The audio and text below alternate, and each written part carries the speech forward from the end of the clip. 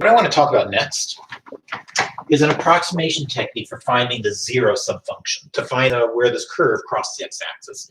Now, this curve crosses the x-axis multiple times. Let's see if you and I can't just come up with a visual game of how to get really close to that root. So think of R as a solution to this equation. Think of it as the x-coordinate of the graph of the equation y equals f of x. Think of R as a zero of the function f. They all say the same thing. One's just more geometric than the other. So here's how I'm going to start. I'm going to make up a value out of thin air. I'm going to start off with an x of 1. Some people call it x of naught. Call it whatever you like. I'll call it x of 1. It's my initial guess. Now, I do think there's a discrepancy between what my first guess and what R really is. So to get a better approximation, I'm going to go straight up, or in this case, straight down to the curve, at the point on the graph whose x-coordinate is my initial guess. Now I'm going to draw a tangent line to the curve at that particular point. And I'm going to identify where it crosses the x-axis, x of 2. Use that to go straight to the curve again. Look at that tangent line. See where it crosses the x-axis. I'll call it x of 3. Repeat the process over and over again, and you will see that x1, x2, and x3, and then x4 get closer and closer to R. It doesn't always work. I can actually give you examples where I shoot off to infinity or negative infinity, or maybe shoot off just into one of the other zeros. For example, what if my initial guess x of 1 were really close at local min? The tangent line is going to shoot me way over here and get me close to a different zero than I really wanted, which was mine over here that I labeled R. So can we just go back for a minute? Let's forget about x of 3. Let's concentrate on a relationship between x of 1 and x of 2, so that I can numerically come up with a technique for finding x of 2, given that I have initial guess x of 1. So here we go. I want to talk about the equation's tangent line.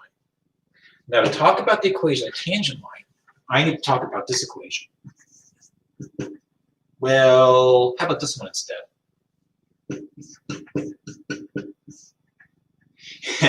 Let's try it one more time with a tad bit more room. Did I say more of room? I mean more room. Here's the equation of tangent line.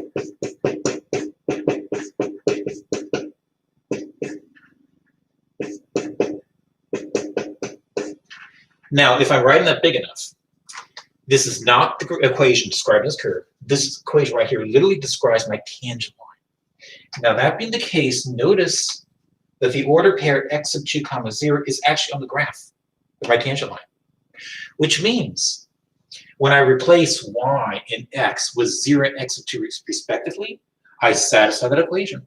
So let me do just that.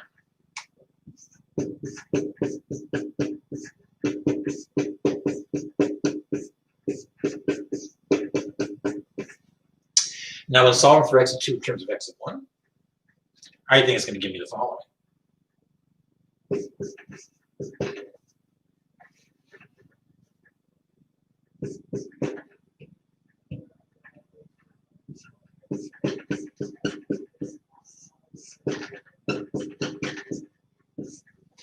So if I repeat this process again, then x of 3 is all this, where the 1's replaced with the 2. Do it again. Replace that with 4. Replace these 1s with a 3. Or how about saying it more generically? The n plus first approximation is nothing more than the previous approximation minus the ratio of these two beasts. That's such a big deal, I give it a name. I refer to that as my recursive description for the use of Newton's method of approximation. Of course, I can't do it unless I've got an initial guess. I have to start off with an x of 1, or if you prefer, you might call it x of naught. Now, let's put this to practice.